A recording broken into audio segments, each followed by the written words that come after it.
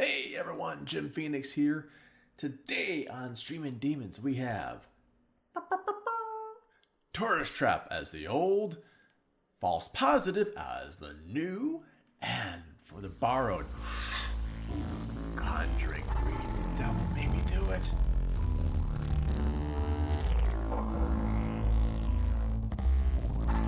Hey everyone, Jim Phoenix here. Hope you're doing well, because you know I am. Today, on another exciting episode of Streamin Demons with my forever co-host, Voodoo Priestess. Say hello. Hello, I am a co-host. Woohoo! And our super special, very LTD, I think that's the initialism that we use for that series, guest, Kristin Cleaves. Say hi. Hello, thanks for having me. All right. And remember, if you're new to Streamin Demons, you can't remember anything. That's not a running joke. That's just my memory. But if you're new to Streamin Demons, we do one new, one old, and one borrowed, which can be a rental, something brand new in the theaters, something rented from Voodoo Priestess's now defunct video store down the street on Betamax. I am so sad about that, so don't make fun of that. Why can't that fucker just drive around the block? We're not editing that out. That fucker is none other than Danny Elfman. Yeah, you heard it here first. Danny, so sorry, man. Love your conducting and your music, but stop driving that motorbike, bro. Wow, what a brush with fame. Right? God damn it. It's okay. Maybe, hey, Voodoo, why don't you pretend like as an old woman? Just do like a hit and run. And then, did you back up with her, the girl, after that? I can't remember. It wasn't me. It was a little old lady who hit some other random shit. Yeah. We heard it all. So anyways, I'm not sure if you're a repeat listener, but Kristin, we have to watch ourselves around Voodoo Priestess because they have allegedly admitted to, I believe an old lady was involved, and Voodoo's like, I didn't stop because there's an old lady. Like, why bring the pain twice? And then kept going. Oh my goodness. Explain that was illegal. And if we think that was I think we just witnessed a felony somewhere. But that's fine. That's fine. We're still cleansing soul. She got up, okay? She got up she eventually. Oh, good. I'm glad you stopped and waited for her to get up before you. Well, I mean, it was a red light. Driving? So. And the worst thing is, like, it was that lady's fault anyway. It's like, yeah, of course it was the old lady's fault. This got intense really quick. Wait until it gets like this way. It's okay. I still okay. You almost I almost got the heart thing. Oh man, I've been working on this for like months too. Oh well. All right. So, as I am a very lazy bear, always let our guests go first. What do you have for us? All right. Well, thank you for inviting me. And I wanted to talk about the movie False Positive that just premiered on Hulu. Hulu? And Hulu, Uh-oh. That's right. You mother. I had to get the free trial and everything. Ooh. They won't allow us. So, is Hulu good? Because they won't allow us to watch Hulu in Canada. Oh, really? Yeah. I don't know. I feel like it's one of those things, typically I have not found tons of stuff that I wanted on there, but occasionally you'll get one or two things here or there. But I guess it just depends, what you're into. Well, but False Positive, I wouldn't say it's a must-have for me. But you know what? It's good enough for your free trial. That's right. To make False Positive. So what is False Positive? So this is a new horror movie from A24 Studio, which has made some great movies, I think, and starring Ilana Glazer, who played Ilana on Broad City, if you're a fan of that show. And I love that show. Wait, who's on this? Ilana Glazer is in False Positive. Yeah. I love that show too. So I was really excited to see this. Justin Theroux is in it, and Pierce Brosnan is also in it. So, Canada? Justin Theroux. Oh, that's Justin Trudeau. Never mind. My bad. For a minute, you had me pause. I was like, did I say it wrong? Wait, is it the other guy? They're both in like acting school, so yeah. No, okay, yes, you're right. The one that was married to Jennifer Aniston is in False Positive. But anyway, I was really intrigued when I first saw the trailer of this movie because, and I certainly don't think this is giving anything away because right away you're definitely getting Rosemary's Baby vibes. I was out of town when that happened. You cannot prove your honor. The baby was not mine. I went to Dr. Phil. Oprah, and Howard Shemp. No, did you go to Maury? I mean, that's how you really know. I went to Jerry Springer. Okay. Maury and Jerry Springer fought for me. I was neither baby daddy. So this is the story of Ilana Glazer plays Lucy Martin, who is married to Justin Theroux's character, whose name is Adrian, which will maybe make you immediately think of Rosemary's Baby. And they are trying to conceive, trying to get pregnant. She has had some trouble in the past, so Adrian suggests that they go see an old friend of his who owns a fertility clinic. So, she's not sure at first, but then they decide, let's give it a try. So they go to the fertility clinic and she soon gets pregnant and then, starts to realize, maybe she's gotten herself into something that she doesn't really want to be a part of. And psychology? Yeah, exactly. Oh.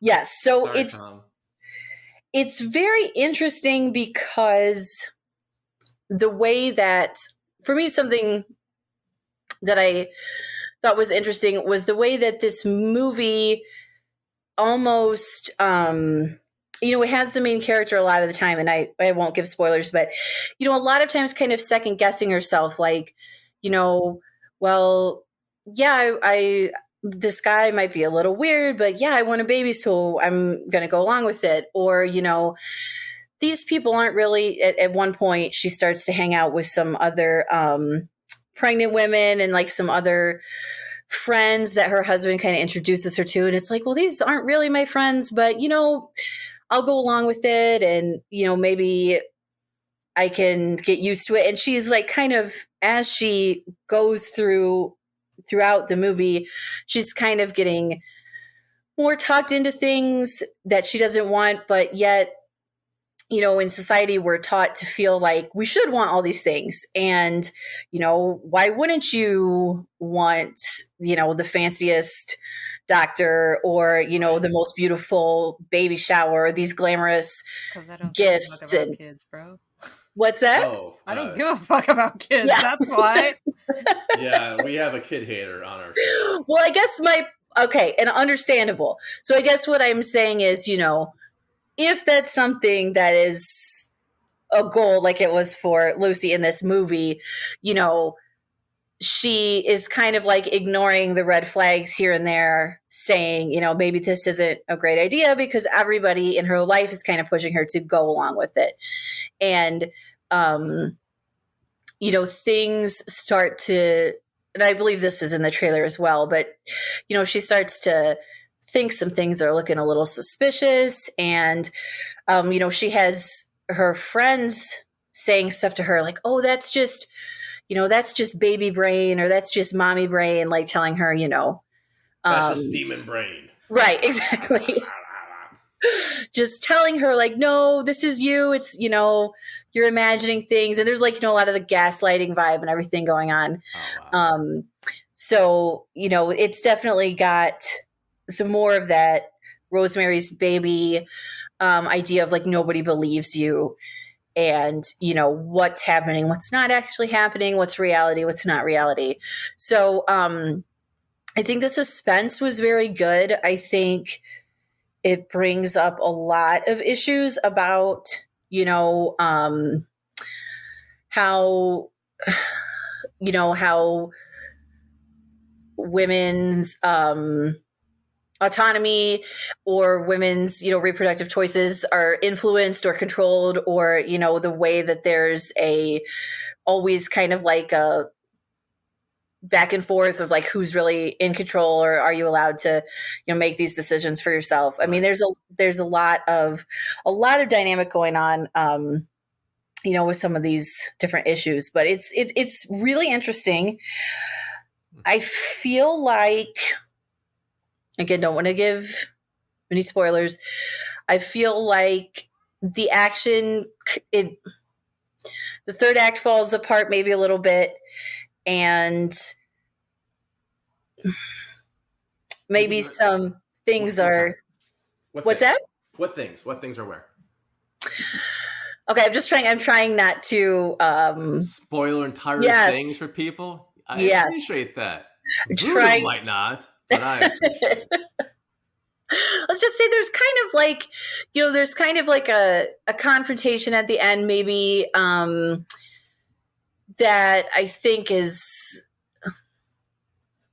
maybe not as, it kind of went in a different direction where there had been a lot of subtlety building in the beginning of the movie, and things were like, a little more sinister and a little more suspense. And I feel like it got a little crazy at the end, like it kind of lost that tension or that more believable aspect to it. And it kind of shifted a little bit more to the surreal, but that was it was an interesting choice too, the way that happened. So I think people can, make their own decisions if they felt that it was effective. And, it's definitely one of those endings that's open to interpretation. And, whether did everything actually happen the way it was shown? Was it symbolic? How much, is in Lucy's mind? How much of it is in, happening in reality or whatever? And so, I mean, it definitely gives you a lot to think about, I think, and a lot to consider. I don't know that I would say the execution was 100%, but it was definitely worth watching, I think. And I thought Lana Glazer's performance was really good. Great. And that's all. A good performance can carry something for a long time, too. Yeah. Real quick question about the ending. So you said that before, like a lot of the movie, it felt like she was kind of being gaslit and stuff. So having like such an indefinite, like, you can figure out this ending yourself, is that like gaslighting even more? Yeah, is it like a satisfying gaslight the audience at all, or just fucking us all over? No, I do think you're right. I think that was maybe a deliberate choice that leaves you wondering, because there are like a few things that are shown throughout, like, well, maybe she is an unreliable narrator. Maybe this isn't as black and white as we thought. Because, in Rosemary's Baby, Rosemary is having the devil's baby. Like, that's what happened. Yeah, there's no doubt about it at all. Right. There's no doubt about it. That went down. And so you definitely, like, Rosemary is a reliable, narrator. And in False Positive, there's a lot more ambiguity. Although, you definitely know that, okay, like, this guy is a bad dude, but like, what all for sure has he done, and what all, is maybe she,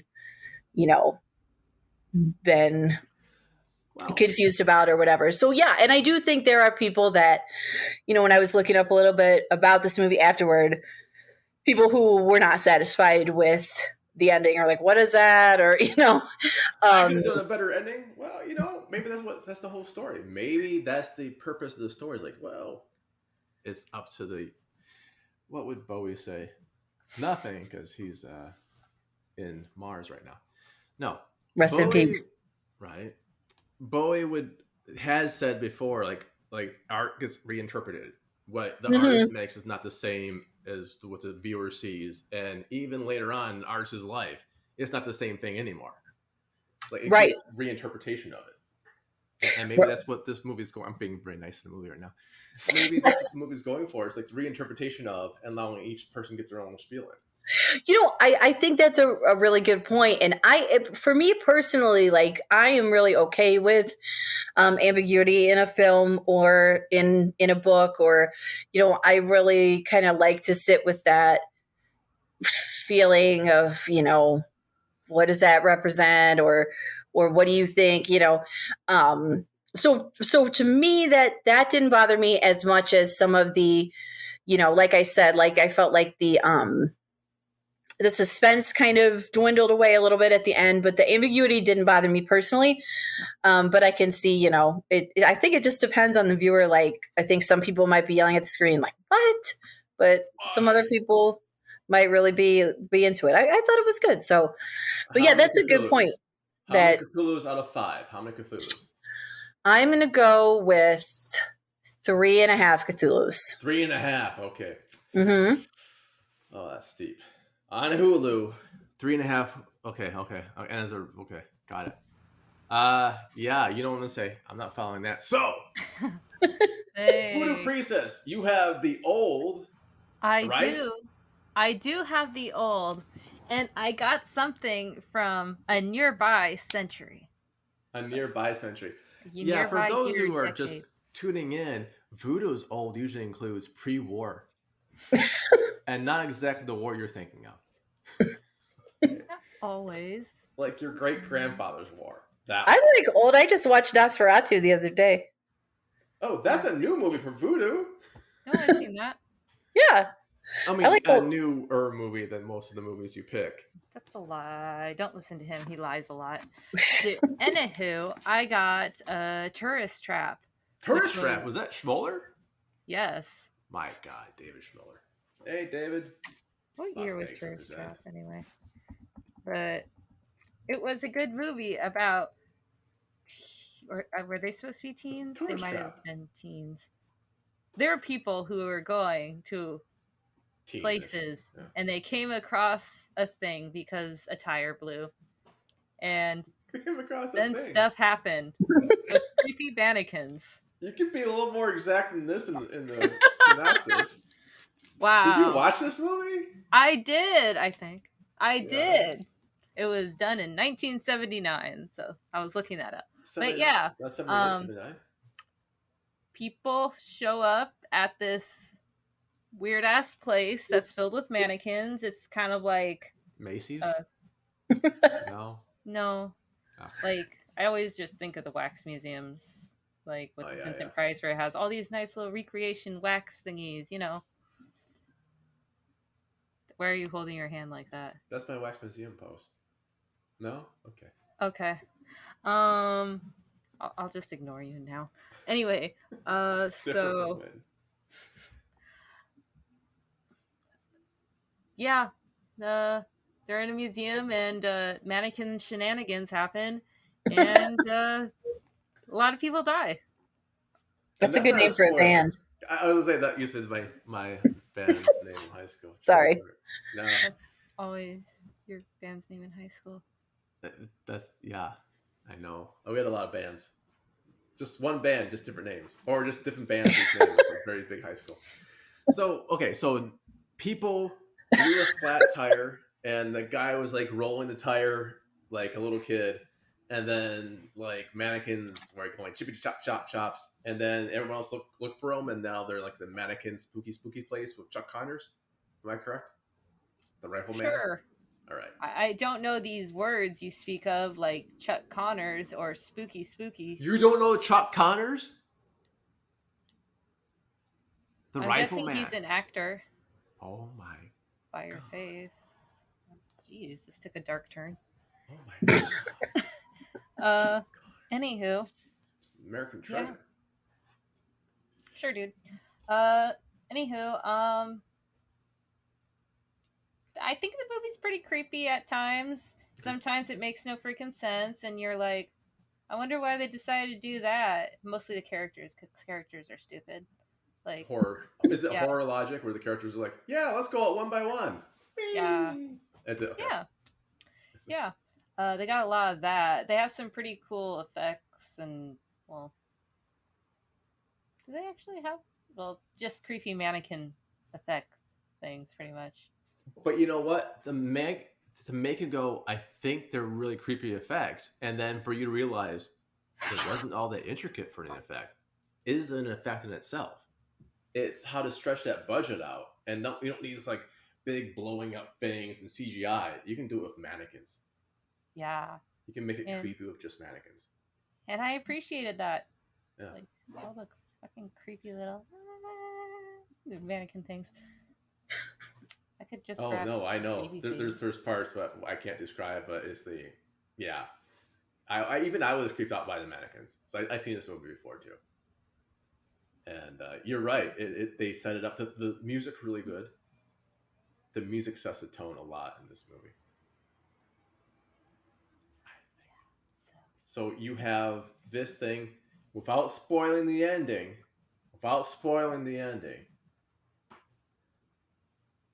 Is it representative of the horror movies from that era? Meaning, you almost get the formula from Scream. You know, you've got this guy, the little archetype people, and they die in this order because of that, and we have the final show off. I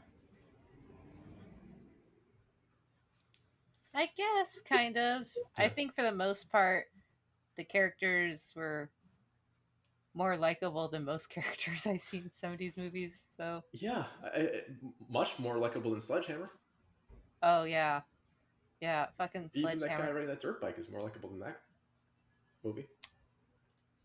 Allegedly, you don't know him. For all you know, he's a drug dealer, ice cream man. Yeah, so allegedly I wouldn't know him. Why would I need ice cream? Okay. So David Schmoller, and then we have a kind of cool cast, a creepy thing, and all this together with Chuck Connor. What would you give it Cthulhu-wise? Oh, you know me and my rating system. Oh, this is gonna be good. Yeah. David, I apologize in advance. I do not tell my staff what to rate. They have their own minds. I know I love your films. You know I love your films.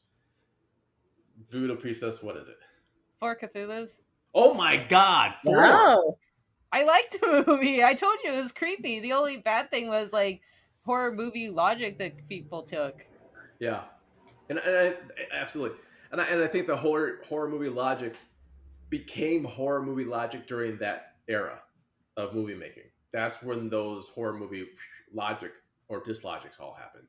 You know, Chainsaw happens, Strangers, Tourist Trap.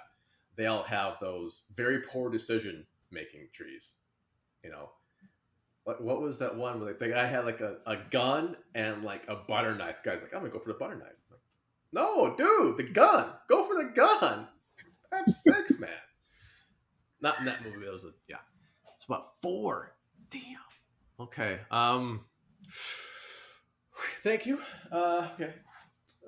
Pressure's on. I had the rental, which I kind of bent time and space to sort of rent this one. I saw The Conjuring 3, The Devil Made Me Do It. Ooh. It is a sequel, prequel. It is part of the Conjuring universe. You did it. Thank you. And Voodoo's just happy I remember the movie I watched. That's true. When did I watch? Last time. When was that? The one with the witches, you know. Yeah. No. So we have not an Annabelle sequel, not a Nun sequel, but the actual Conjuring Prime universe sequel. It is, let's say, still well produced. If you like the first Conjuring, second Conjuring, if you like the Annabelle stuff, you like the Nun, well, can't help you. But yeah, but we can't say they weren't well produced. We can't say they weren't slick. It's like a Blumhouse movie, right? You can't say Blumhouse puts out really poorly produced material. You can't. You can say it wasn't greatly done, meaning the final product wasn't awesome for you, but my God, it shines, you know? And a lot of Blumhouse for me is awesome. But Conjuring, from the IMDb, a chilling story of terror, murder, and unknown evil that shocked and experienced real-life paranormal investigators Ed and Lorraine Warren. one of the most sensational cases from their files. It starts with a fight for the soul of a young boy, then takes beyond anything that ever seen before to mark the first time in U.S. history that a murder suspect would claim demonic possession as a defense. My gosh. Demonic possession as a defense. Well, that's a good hook. Yeah, right? It's basically temporary insanity, but for other religious reasons, which you cannot neither prove nor disprove, so you just kind of have to like flip a coin sometimes. Now, I like the setup. I like the premise. It has way too many stories in the story. The story has like 12 freaking stories, man. It's like if you were scripting this down as a note, like you would get A story, B story, C story, D story, and that's ACDC. That's only a band. You should only do that. But for my God, they could have concentrated on maybe 1 or 2 stories. Because we don't really... Okay, Conjuring universe, if you hear me, we don't care that Ed has a heart attack. We don't care in the movie. We don't care really in real life, probably. We're kind of assholes. We are kind of a-holes. Okay? It's like, you don't spend like the first act like, oh, we must spend the... Look, that's not even a spoiler. That's like the first act.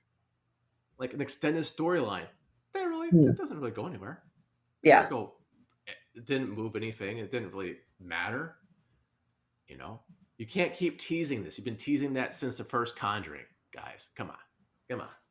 You can't keep teasing Chekhov's gun. You got to blow the head off once in a while, you know? That's what she said. Boy, on my eyes. And 2, there's a lot of cool stuff, but there's some suspension of disbelief you need to do to make this a better movie. And sometimes I'm like, oh, I can buy a little bit, but really? And I can't, because this is a lot of third act stuff, so I can't really say what it is. But it made you want to really need to suspending disbelief in a movie that's built upon suspending disbelief. So, oh, man. Now, is it scary? Yeah, it's still scary. Does it tell a good story? For the most part, yeah. It still tells a good story. It also tells 3 other poor stories. That's the problem with the movie, as we go back and around. Maybe 2.5 stories could go. But acting, top-notch. Top-notch acting. Even the little kid pulls it off. And that's really hard. Like, kids and animals never use, right? And this little kid is a champ. Ed and Lorraine Warren, always pleasure in their roles of Ed and Lorraine Warren, I should say, because both of them are quite dead. You know, so we have the Patrick Wilson, and we got Vera Farmiga, and I'm murdering names. I know this, but perfect casting. It's their charisma that pulls off the characters. It's not quite the writing. It's their charisma that pulls this off. It's not really the story that sucks you in. It's this. Now, with all that said, I'm glad I saw this opening night or opening weekend, I believe. I think it was money worth spent, even from the comfort of my own home, which I loved. And, you know, I had a viewing partner, which was kind of cool too. So it was that aspect of it. It was not, maybe I won't get the Blu-ray. You know, I'm like, oh, I can't wait to no. And I bought the Blu-ray for Conjuring because that scared the crap out of people. It's not that same rah, but it's damn good. So for Cthulhu's, oh boy, man, this is a toughie. Because I have box in my head going, you're a softie, Jim. You give out Cthulhu's like Tic Tacs. I'm like, no, I don't. I really don't. 3.8. 3.8. I think I just did the average of yours in my mind, in my head. But a 3.8 out of 5 Cthulhu's. It's good enough to rent, okay enough to buy once. If you're a Conjuring fan, you'll love it. If you're a horror fan, why not? It's slick. It's done. Damn it, we just got out of a pandemic. What else do you want? Like, you got 4 movies to pick from the last 2 years. Okay. Just saying, I would have wanted the story about the Crooked Man, but whatever. Of Conjuring 2? Yes. Yeah, absolutely. Yeah, that's what I'm saying. Right? There's this such a rich universe here. You can just pick stuff and make its own little things. Take your time. Don't rush them. We all love it. I'll be back for Conjuring 4. You know it. So will you all. So, with that being said, plugs. And we always let our guests go first. Kristin, what do you want to plug? Well, anybody can check out my Lighter Than Dark articles, satire on the site. Satire? Oh, shit. I thought it was news. It basically is anymore. Yeah, same thing. Sadly, I know. The news is just scary enough. Writes itself. And I actually am included in a new anthology that has come out from Quill and Crow Publishing House that's called Ravens and Roses. I bought that. I got it. Thank you. Kindle. Yeah, I it's on my because it's a Kindle preload. It's on my next book list. Absolutely. Awesome. Yep. Well, thank you so much. Yeah, it's Ravens and Roses, a women's gothic anthology. My story is called Daughter of Salt and Sea.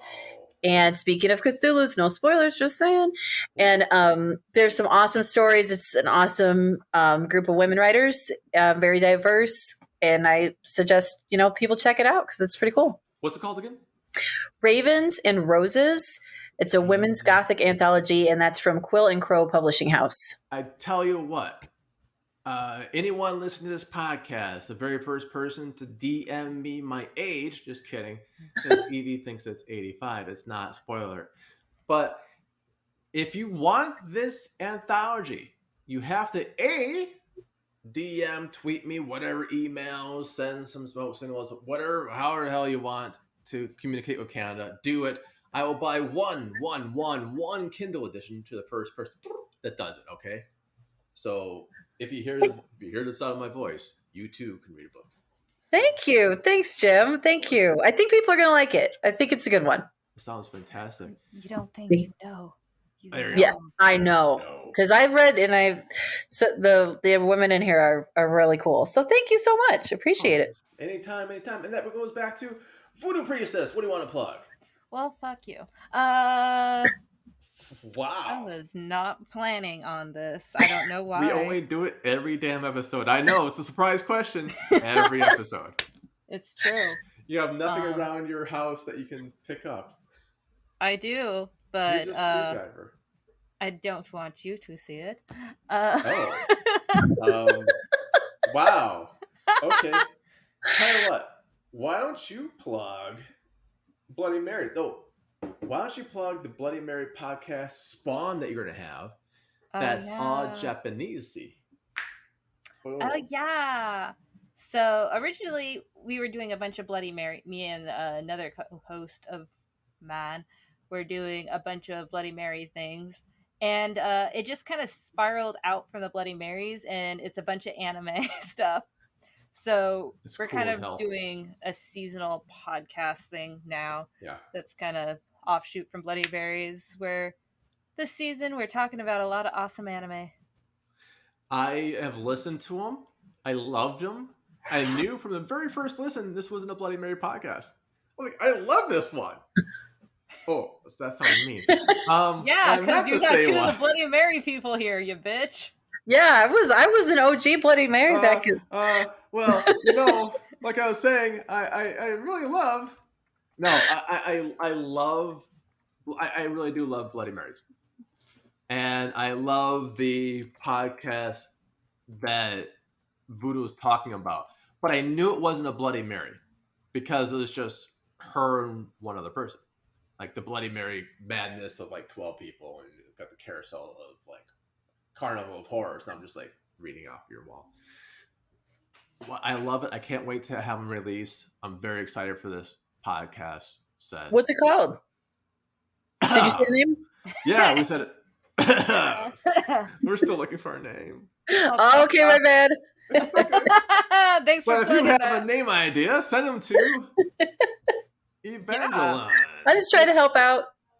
No, you're helping. If anyone has a name idea they want to give us, send it to us with the hashtag fuck you, Jim. Get that trending. Yeah. Who was like, remember the one time we did a vote like for Throwdown to see who would win? Oh and yours was like evil one. Yeah. For the vote, and Trump's hashtag was evil one for that week, and that trended. That's how I won. You won in the last. I'm like, wow, 3 million people voted for Evie. Like, why don't we have that many listeners, do we? Like, oh well. All right, for myself, I am going to plug Blue Blood, Amelia G and Forrest Black. Blue Blood is an adult site, kiddies, so get your parents' permission. Oh wait, don't. That's kind of weird, huh? I guess do whatever's legal. I don't know. I'm not going to give legality to this, but it is an adult site. It's got razor candy, not the type for trick or treating. But there's a bunch of other cool stuff. Blueblood.com. That's my plug for Amelia G and Forrest Black. And for that, on behalf of myself, Jim Phoenix, and my ghost co-hostess of the mostest, Voodoo Priestess, and our very special guest, Kristin Cleaves, I like to say bye-bye. Bye, everyone. Bye. Thank you. Bye.